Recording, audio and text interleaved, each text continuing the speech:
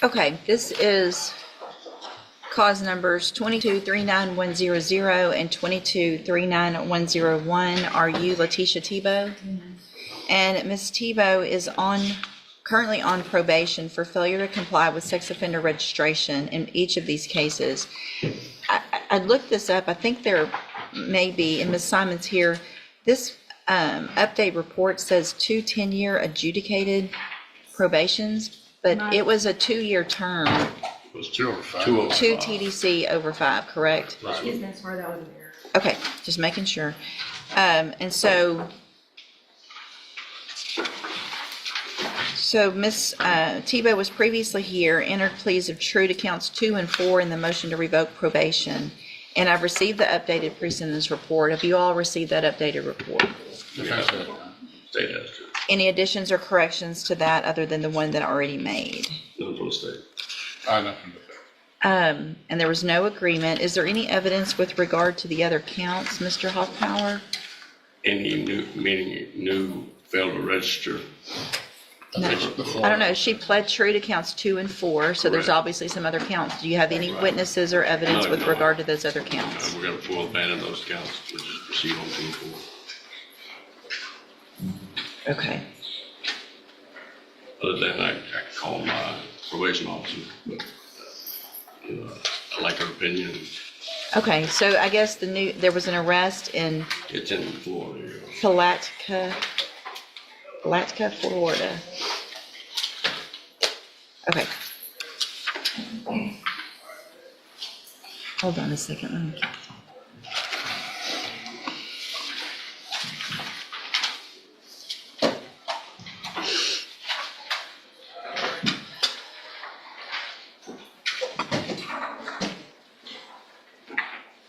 Putnam County.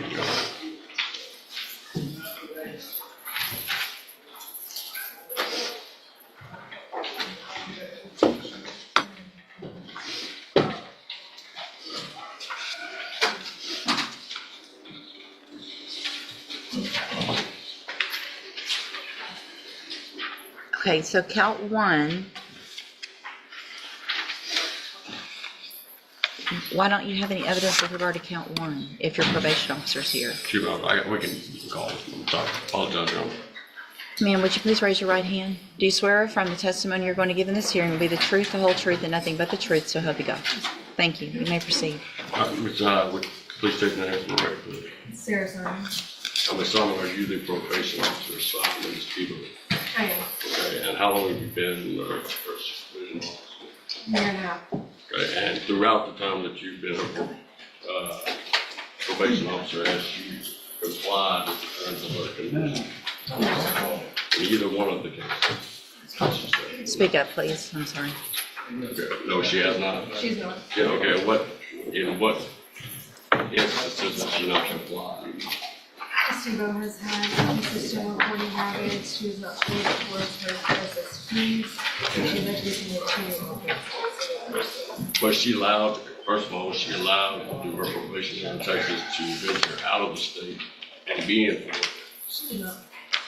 Okay, she wasn't allowed? She was not allowed. Is she allowed through her reporting as a sex offender to move or go to another state without no probation?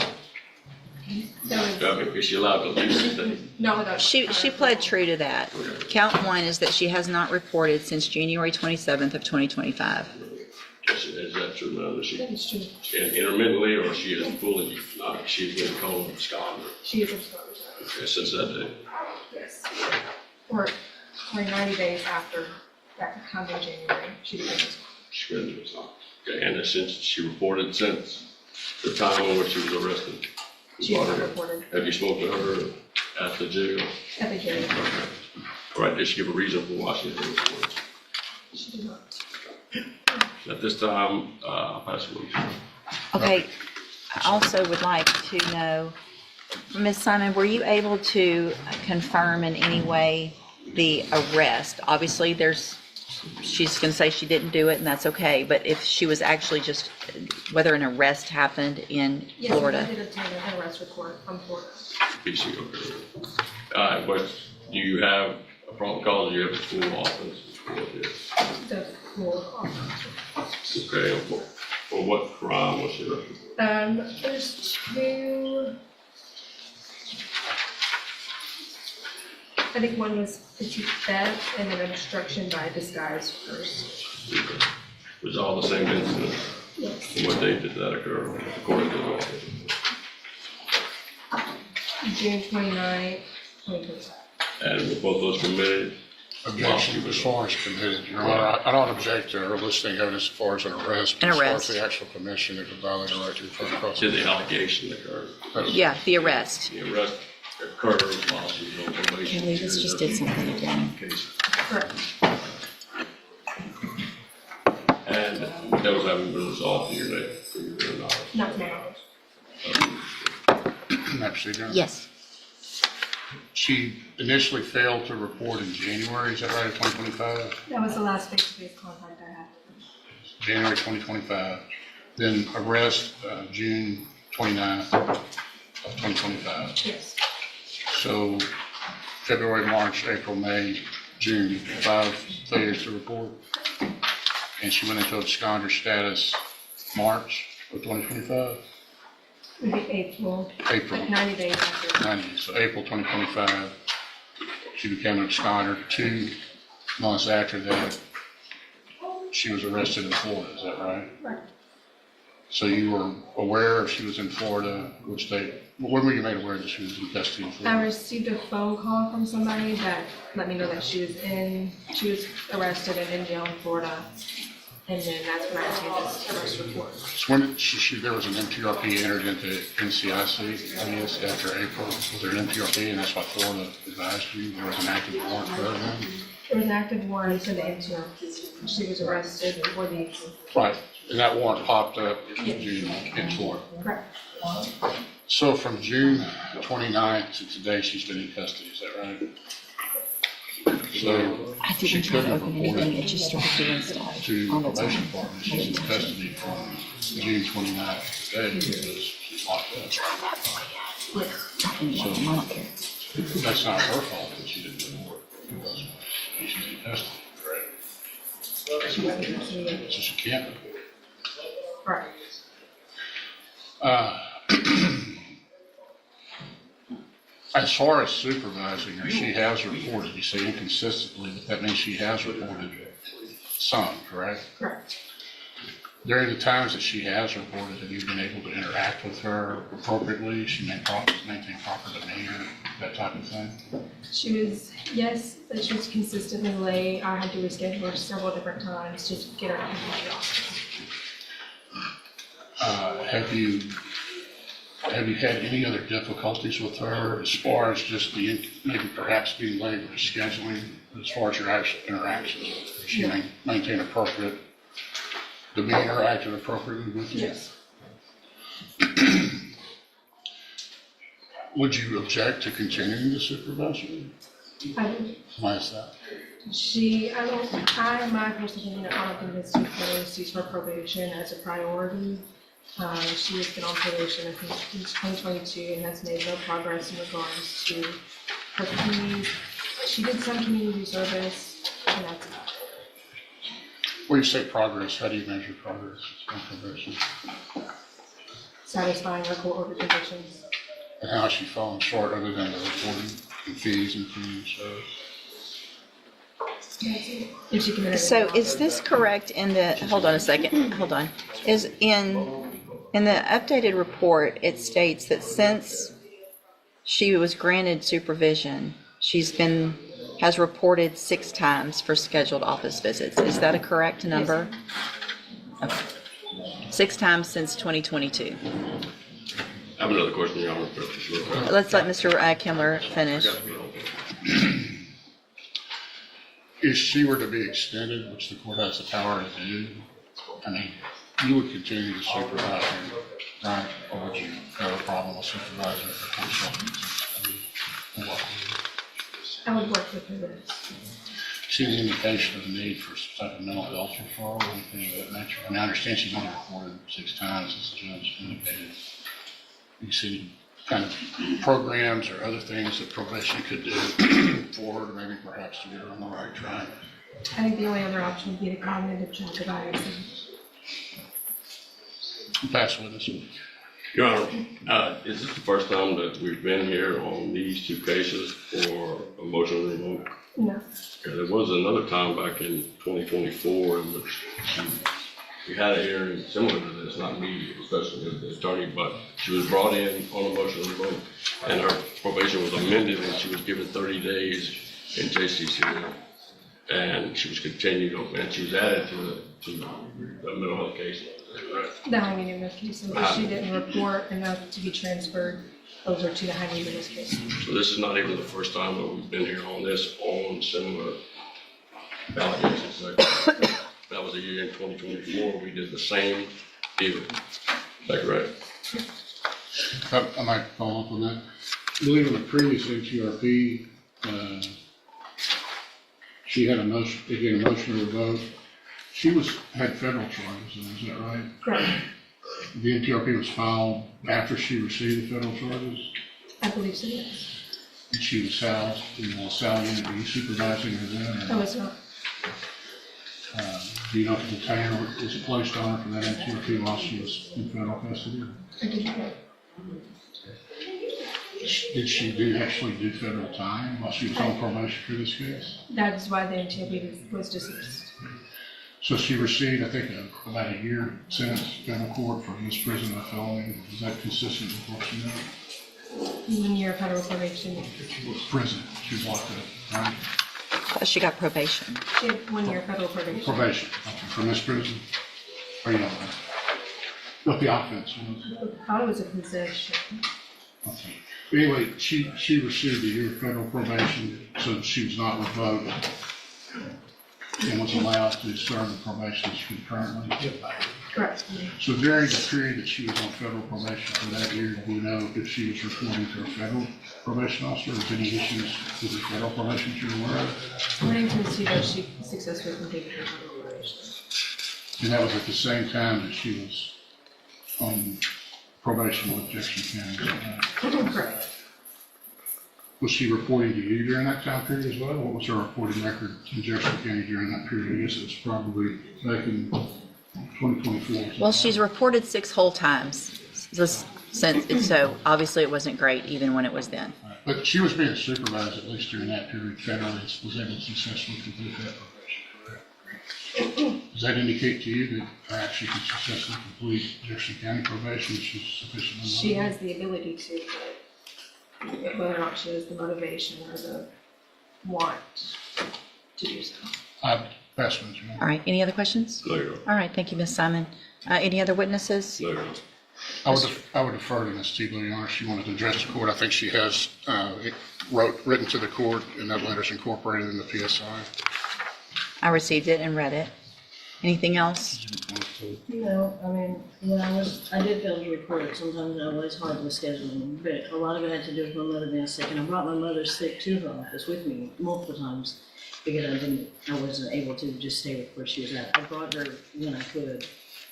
I mean, she's passed now, but at that time frame after. But I mean, we're talking about since 2022. I was in Or a 20 federal facility for a year and a day. Okay. All right, so here's the thing. I'm not even sure where this agreement came from and why I accepted it in the first place, because giving somebody the minimum of 2 on a probation, so I have really nothing to do hardly on this. But Ms. Tibo, I mean, you've been given every opportunity over the last 4 or 5 years to do everything you're supposed to on this probation, and you've refused to do that. You flat out refused, and everybody, we all have different issues that go along with parents and family members and things that go wrong. And instead of, I mean, it looks like, I think one of the things that concerns me the most is that you called June 2nd asking why the police went to your home. June 2nd you called. And so your probation officer said there's a warrant because of your violations on June 2nd. Then you went to Florida and got arrested for 2 new offenses without registering, without obviously telling anybody where you are and the type of probation you're on, the offense that you're on probation for. That's probably the number one thing that you should do. So flee in the state when you know that there is a warrant for your arrest.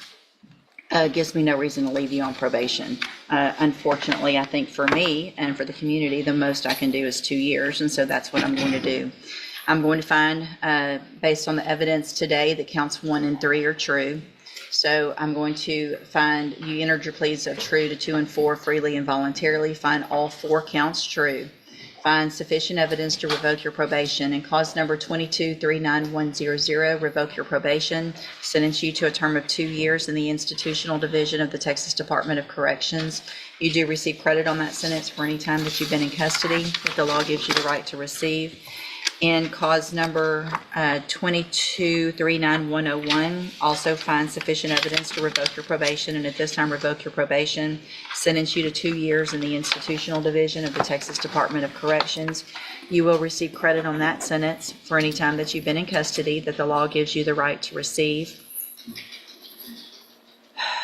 These cases will run concurrently, which means together at the same time. You need to sign that, please. I'm handing you the trial court certification that shows there was no agreement. You do have some rights to appeal. You can talk to Mr. Kimler about that, and he'll give you a copy of that as soon as y'all get it signed. Thank you for being here. Good morning. Are you Almeda Miles? And Ms. Miles was previously in court, entered a plea of guilty in cause number 24 DCCR 2330 to tampering with physical evidence. I've received the pre-sentence report. Has everyone had an opportunity to review the report? Are there any additions or corrections? None or good. In addition to this pre-sentence report, I've also received and reviewed a number of jail incident reports. Has everyone had an opportunity to review those? And you're 19?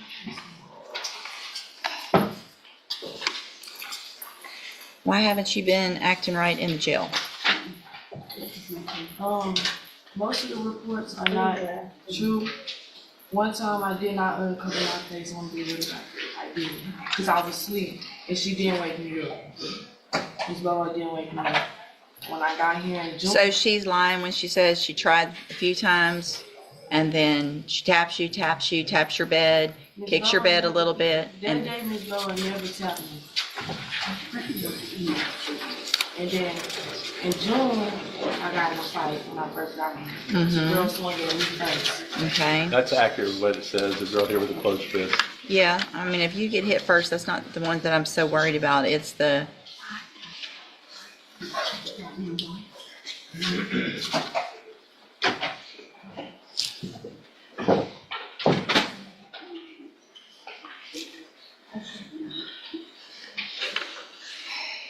eating at your bunk when you're not, I mean, it's not even big stuff. It's just not following the rules. And if you can't follow the rules in jail, why should I believe that you can follow the rules on probation? When you're in jail, when you're on probation, when you've committed a felony, you don't get to make certain decisions for yourself anymore, right? Now, you're not going to be like every other 19-year-old and get to just do what you want when you want. You're going to have to do what either jail says or what I say or anything like that. If I'm going to follow this agreement based on the nature of the offense and based on the age and all of this, we're going to get you some help up front to be making better decisions. Otherwise, I'm not going to follow the agreement. Things could be a whole lot worse. Do you understand? So what I'm going to do is find that you entered your plea of guilty freely and voluntarily. Find sufficient evidence to find you guilty. However, I'm going to follow the agreement that you made with the district attorney, and I'm going to defer all proceedings and place you on probation for 10 years. You're ordered to pay the $1,000 fine and to follow all of the rules and conditions of probation. One of those is going to be that you enter and successfully complete the cognitive track of the ISF program. That's a 90-day program. You're not going to get out of jail today. You're going to go to ISF instead, and you're going to hopefully pay attention and learn how to make better decisions. You're still young, you're still immature, but you're going to have to make some very mature decisions if you don't want to go to prison. And that's going to be to help you make those better decisions. Now, here's the thing. If you're in our jail and you start before they send you in the next week or two, or if you're in ISF and you are acting up and not following rules, putting something on your head that you're not supposed to, eating where you're not supposed to or when you're not supposed to, talking about whatever it is, I don't care, then you could be revoked just for not following the instructions. And you'll never get out and even have an attempt at probation. Do you understand? So whatever's going on and whoever your buddies are in there, you need to tell them, but just sit there, do everything you're supposed to do. All the playing around's done because you want to get out and make something of your life. And if they don't want to, that's going to be on them. If you keep doing all this, you're going to have a felony conviction and you're going to go to prison. It's that simple. You understand? The part of this probation that is so good is that you don't have a conviction right now. And if you're successful and you complete your probation, you are never going to be a convicted felon. So this is a great opportunity. But if you do violate in any way, you'll be back in here, you'll be a convicted felon, and you could go to prison anywhere in that range of punishment, which is between 2 and 10 years. All right? I've handed you the trial court certification that shows this was an agreement that I followed, and so you've waived your right to appeal. Good luck to you. You can go back with the bailiff. This is a moment where the case takes a decisive turn. The judge is no longer focused only on misreporting. She is connecting the defendant's supervision history with what happened after the warrant was issued. According to the testimony, Tibo stopped reporting in January 2025, entered an absconder status, and was later arrested in Florida. The judge also points out that Tibo knew there was a warrant and nevertheless left the state. Legally, the court is now deciding whether the evidence supports revoking probation based on the alleged violations. Emotionally, the judge's frustration is clear because she believes Tibo has had repeated opportunities over several years to comply with supervision. Do you think the Florida arrest and the decision to leave the state changed the judge's view of the case? The answer is about to become clear as the court moves toward its final ruling. Before we begin, I'll let you know what we've proposed to see. Okay. If you even go any further or not. Okay. We were here a couple weeks ago on Mr. Byerly. It's my understanding I had previously prepared for a hearing on those new offenses. At that time, the case was reset, so I did not have the officer subpoenaed for today. I can certainly get them if the court would like to hear from those. It's my understanding that he now intends to enter pleas of true to those new offenses. When we were here last, we had semi-made the suggestion of ISF/SafeP. Again, my understanding that he's already gone to ISF, just from the reaction that the court kind of gave us to that, and in my extensive conversation with Ms. Johnson, we have taken that offer off the table and made an offer of 5 years in all 3 of the felony cases for a revocation, which would then make him a repeat offender if he's back. Okay. And that's your understanding and your agreement as well, Mr. Burbank? Yes, Your Honor, and we prepared paperwork and 3 indicated 2 MTRPs and new possession. I only see 2. Is there another set of paperwork? I've got the 2 MTRPs. I don't see the new case. Possession that I sent. So,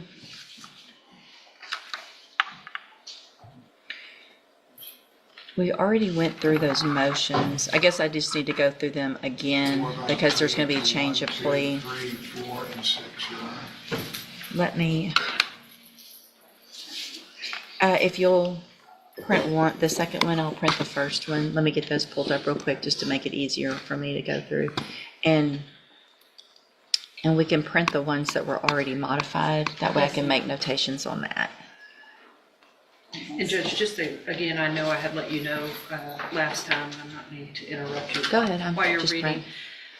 obviously the concern of the original underlying offenses back in 2017 that carried on until 19 was the violation of protective order. I've continued to maintain contact with that family and can assure the court that they have assured me that there has been no issue with Mr. Byerly. Good. So Thank you for that as I just well. want the record to reflect that.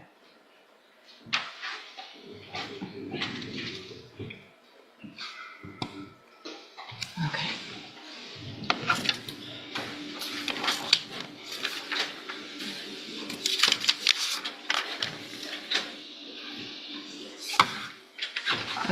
I'm getting there.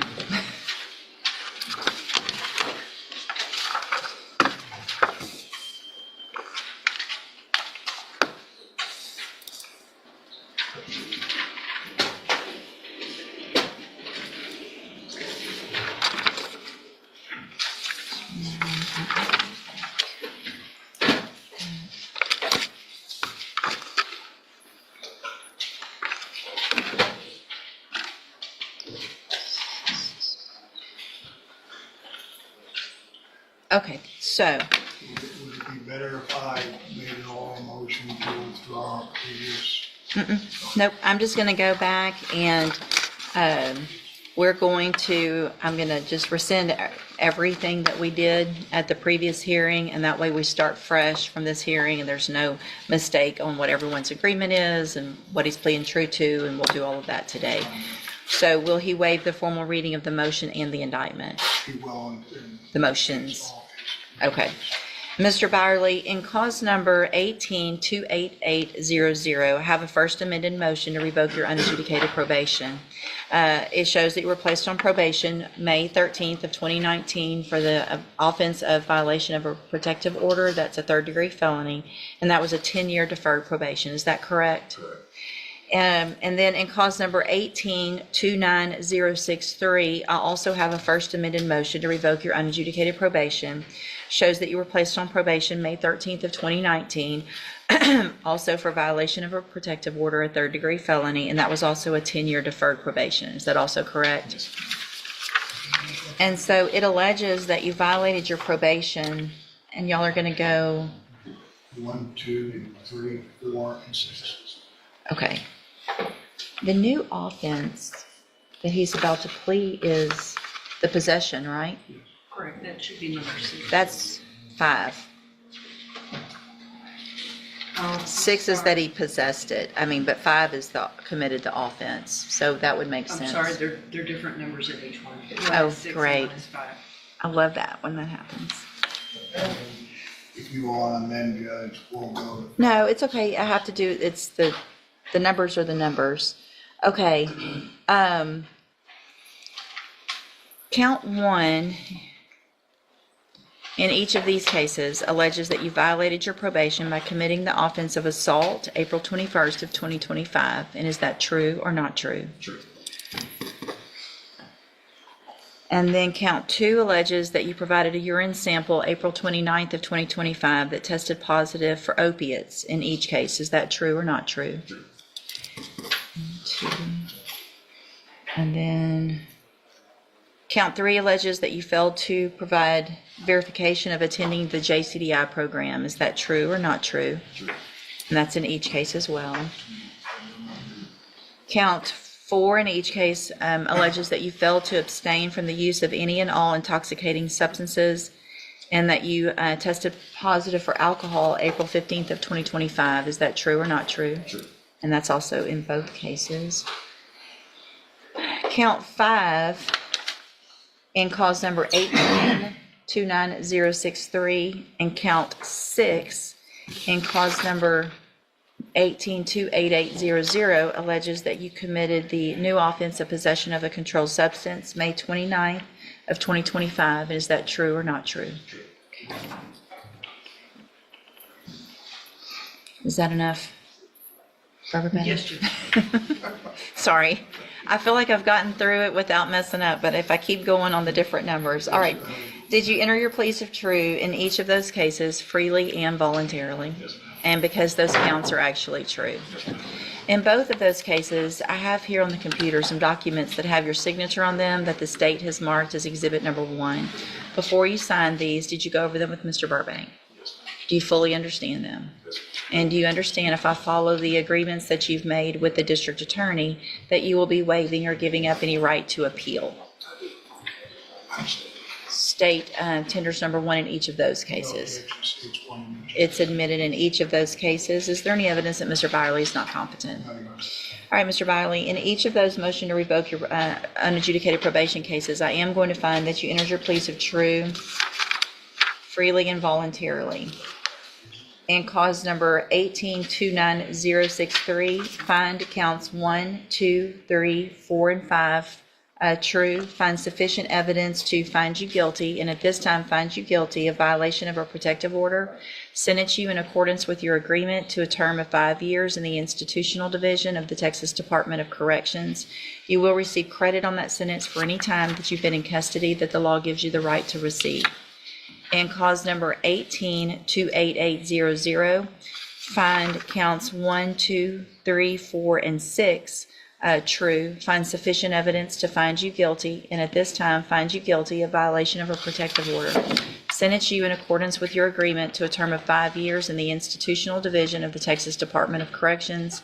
You will also receive credit on that sentence for any time that you've been in custody that the law gives you the right to receive. Bless you. Give me just a second now.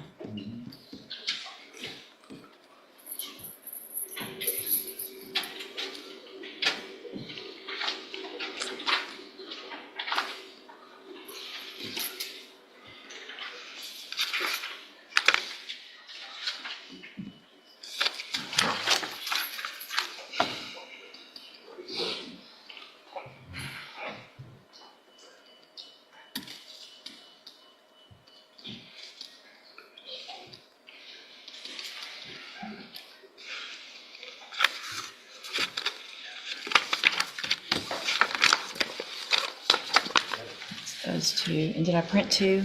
Yes, ma'am. Okay, now let's go to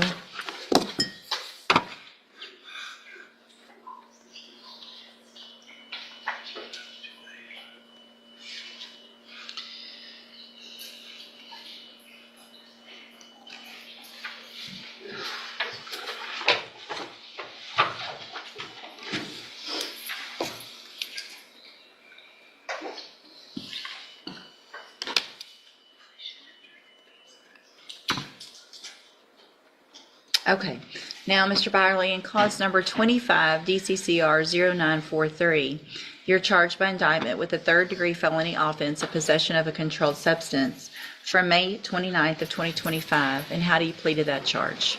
Guilty. Are you pleading guilty freely and voluntarily? And are you pleading guilty because you did what they charged you with? In that case, I also have here on the computer some documents that have your signature on them. Did you go over these also with Mr. Burbank? Yes, ma'am. And do you fully understand them? And you understand if I follow this agreement, you will also be waiving or giving up any right to appeal. Yes. Also, do you understand if you're not a U.S. citizen that a plea of guilty or no contest may result in your deportation, exclusion from admission to the country, or denial of naturalization under federal law? State tender's number one in that case. It's admitted. Mr. Byerly, I'm going to find that you entered your plea of guilty freely and voluntarily. Find that you're mentally competent and understand the nature and the consequences of this plea. Find sufficient evidence to find you guilty, and at this time find you guilty of possession of a controlled substance. Sentence you in accordance with your agreement to a term of 5 years in the Institutional Division of the Texas Department of Corrections. You will also receive credit on that sentence for any time that you've been in custody that the law gives you the right to receive. These 3 cases will all run concurrently, which means together at the same time. I have handed you the trial court certification that shows this was an agreement that I followed, so you waived your right to appeal. I've also handed you a written admonishment regarding your ineligibility to possess a firearm or ammunition. Because of the judgments entered against you, you're ineligible under Texas law to possess a firearm or ammunition. Possession of a firearm or ammunition could lead to charges against you. Firearm is a legal term. You should read that written admonishment I provided you to see what devices qualify as a firearm. If you have questions about the laws that make you ineligible to possess a firearm or ammunition, or about how long that lasts, you can talk with Mr. Burbank. All right, good luck to you, sir. Thank y'all. Thanks for your patience for me getting through that. Okay. All right, sir. Are you Lawrence Jackson? Are you sick right now, Mr. Jackson? No, ma'am, I just said that. Yeah, pull it down so I can hear you better for now. Thank you. And Mr. Jackson was previously in court in cause numbers 24 DCCR 1669 and 25 DCCR 0189. Entered pleas of guilty on each of those cases of driving while intoxicated, third or more. I've received the pre-sentence report. Has everyone had an opportunity to review the report? We have, Your Honor. Yes, sir. Are there any additions or corrections? No, Your Honor. Not from the state. No, I guess this is just somewhat lucky because one happened before the other one was. All right, Mr. Jackson, I'm going to follow the agreement that you made with the district attorney. I'm going to find in each of your cases that you entered your pleas of guilty freely and voluntarily. I'm going to find sufficient evidence in each case to find you guilty. In cause number 24 DCCR 1669, find you guilty of driving while intoxicated, third or more. Sentence you in accordance with your agreement to a term of 10 years in prison, but I'm going to probate that. You'll be on probation for 10 years. You're ordered to pay a $500 fine and to follow all of the rules and conditions of probation, which includes entering and successfully completing the safety program. And cause number 25, DCCR 0189, also finds sufficient evidence to find you guilty, and at this time finds you guilty of driving while intoxicated. Sentence you in accordance with that agreement to a term of 10 years in prison, but suspend that, place you on probation for 10 years. You're also ordered to pay a $500 fine in that case and follow all of the rules and conditions of probation, including entering and successfully completing the safety program. If you do everything that you're supposed to on these probations and you're successful, then for all practical purposes, your case here in court is over. You'll be able to serve that 10-year sentence while you're out on probation. The other side of that, though, is if you violate any condition of probation at all, you can be brought back into court and you can be facing that 10-year sentence that you've already agreed to. Do you understand? I only have one of, I don't know if y'all can get to it. I need the certification in 1669. I'm going to hand you the trial court certifications in each case that shows that these were agreements that I followed, and so you've waived your right to appeal. I've also handed you a written admonishment regarding your ineligibility to possess a firearm or ammunition. It's okay. Because of the judgment entered against you, you're ineligible under Texas law to possess a firearm or ammunition. Possession of a firearm or ammunition could lead to charges against you. Firearm is a legal term, and you should read that written admonishment I provide you to see what devices qualify as a firearm. If you have questions about the laws that make you ineligible to possess a firearm or ammunition, or about how long that lasts, you can talk with Mr. Rojas. All right, good luck to you, sir, and we'll get that other copy in a little bit. Okay, you're Gabriel Smith, and this is 25 DCCR 0979. There was originally a plea for a cap of 5 years that I rejected. There was new plea entered of a cap of 8 years, and we reset it for sentencing just for you guys to get anything together that you needed. I did not order an updated report or anything just because she's been in custody. And so is everyone ready to go forward with sentencing? That's right. I think it's an 8-year cap. What did I say? 8 years. Oh, 8-year cap. Yes, I'm sorry. And so, Mr. Kimler, you may proceed. Your Honor, the court previously refused a 5-year cap, so I'd say the court's probably inclined to give her somewhere between 6 and 8 years on this. I think Ms. Smith recognizes the error of what she did. She's attempting to try to remediate that in her own thinking. I understand she is going to have to do some time on this, but I think that she regrets what happened and hopefully not engaged in the type of conduct that caused this to occur. It was a theft case that went awry when the officer was attempting to stop her. She didn't really approach the officer and initiate some sort of contact with him. It was an unfortunate incident where, and I'm not contesting her culpability for her guilt, but where the officer reached into the vehicle and the vehicle moved forward, injuring the officer. So obviously, if the court repeats 5, the court's inclined because of her criminal history to go to 6 to 8. We would just argue for 6 at the lower end. I know she has extensive criminal history, but she wanted to address the court as well. Is that right? What do you have to say for yourself? I do apologize for the situation that went on, and I wish that anybody that was involved in the case would see that I'm really serious, and to whatever you give me, I thank you for that. Okay, thank you. Ms. Malvino? Judge, I think 8 is probably still too low based on the criminal history, but I would agree with Mr. Kimler that the underlying nature of the offense started out as a simple shoplifting case. It obviously went well awry. She could have injured the officer even more so. That being said, in combination with her criminal history, it's not simply just a shoplifting case, and I think she deserves, at the very least, a full wage. So, Ms. Smith, the thing is, your theft convictions they start back in, it looks like 2007. and you've got a full page of misdemeanor, well, page and a half of misdemeanor thefts on this pre-sentence report, where you were put in the parish jail, and then you proceeded to keep doing it, so they started adding up to felonies. You had probations that were revoked on 4 different theft cases that were misdemeanors that ended up as felonies, that ended up with you going to prison. 5 years was, it looks like you got 5 years in 2016, 3 years in 2017, and then another year in 2018 in prison for the same thing, shoplifting. And this one, you're shoplifting and you end up climbing in your car, and I mean, just what went on with you and that officer is ridiculous, you know, because you're trying to steal again, and now you end up hurting an officer in the process of them trying to stop you from stealing again. I'm going to find that you entered your plea of guilty freely and voluntarily. Find sufficient evidence to find you guilty, and in cause number 23, DCCR 1034, find you guilty of robbery. Sentence you to a term of 8 years in the institutional division of the Texas Department of Corrections. You do receive credit on that sentence for any time that you've been in custody that the law gives you the right to receive.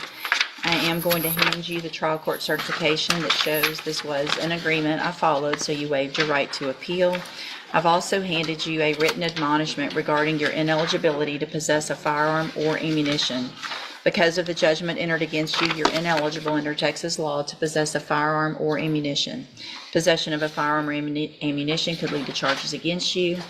Be sure to read that written admonishment I provided you to see what devices qualify as a firearm. If you have questions about it or how long it lasts, you can talk with Mr. Kimler. The wrong case number. I did. You went on the robbery, and we actually entered the plea on the assault. Sorry. 25 DCCR 0979 finds you guilty of assault. So I will withdraw the finding of guilt on robbery, find you guilty of assault on a peace officer. And all of the rest applies as far as the sentence and the cause number, again, 25 DCCR 0979, correct? Thank you. I'll just say on the record, she wanted to make sure it's not aggravated. This is not aggravated. No, it's non-aggravated. Okay. All right. And we have to have that discovery certification today because the case is going to get to close Not down. again, you never gave it to me. Well, I mean, when she first pled. You didn't give You it. to give me You a got the credit for me being in here on this. Yes. All the credit that you were in, any time that you were on this case and there was a hold on you or you were in our custody, you get credit. Okay? Thank you. Good luck to you. Good morning. Are you Latrick Williams? Speak up. And Mr. Williams, it looks like you've got 3 cases, 2 motion to revoke probations, 1 for evading arrest or detention with a vehicle, 1 for theft of a firearm, and then there's a new case that's been indicted for tampering or fabricating physical evidence. And it's my understanding that Ms. Holmes has let me know that your family is going to try to hire an attorney. Is that correct? So are you asking me to reset your case to give your family some time to do that? Okay, so what I will do that. Mr. Williams, I'm sure you have heard, surely, out there by now, that I get copies of these jail incident reports and how you're acting and what you're doing. You think your family knows this when they're going to try to put up some money to go hire you an attorney? Do you think they know how you've been acting out in our jail? Do you? Do you think they know you've been masturbating in front of the correctional officers out at our jail? Do you think that they know that you're telling them to do their job and you're not going to follow their rules? That you're dashing other inmates with your urine, water, and possibly other items? I would guess other items would probably be something more disgusting than what I've already said, that you're walked up and punched someone in the face so hard that they had to go to EMS, had to come get them. You think they know all that? Should I keep going? Because, you know, on those motion to revoke your probations, I don't have to accept any agreement that this lawyer or any lawyer talks to that district attorney about. I don't have to accept an agreement. If I find that you violated your probation, I can sentence you anywhere in the range of punishment.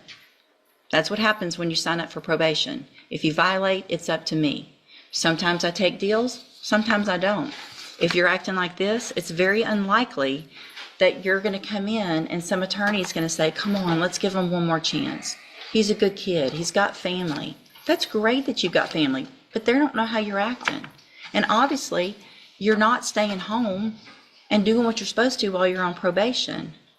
They can only do so much to help you, but you got to grow up and help yourself. If you go to trial on that new case and you're found guilty, a jury will hear all of this. So what's happening out there doesn't stay out there.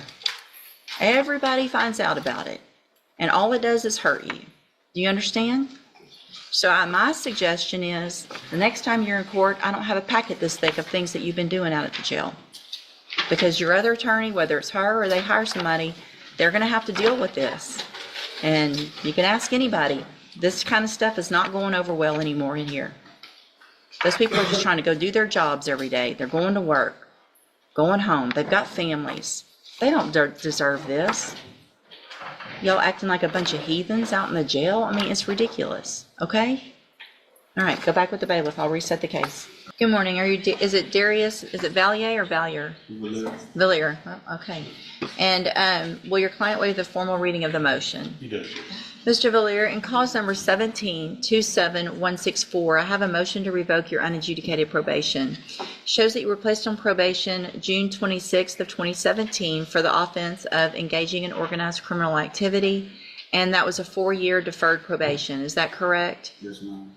It alleges that you violate, and obviously the years don't look like they match up, but this was filed back in, the motion was filed in 2022, so that would toll the time. All right, so it alleges you violated your probation. Count 1 alleges that you failed to report as directed to the probation department December 28th of 2021. The court ultimately finds all 4 alleged violations true and revokes Leticia Tibo's probation in both cases. The judge finds sufficient evidence to revoke the probation and sentences her to 2 years in the institutional division of the Texas Department of Corrections on each case. The 2 sentences will run concurrently, meaning they are served at the same time, and the court also states that she will receive any applicable credit for time already spent in custody.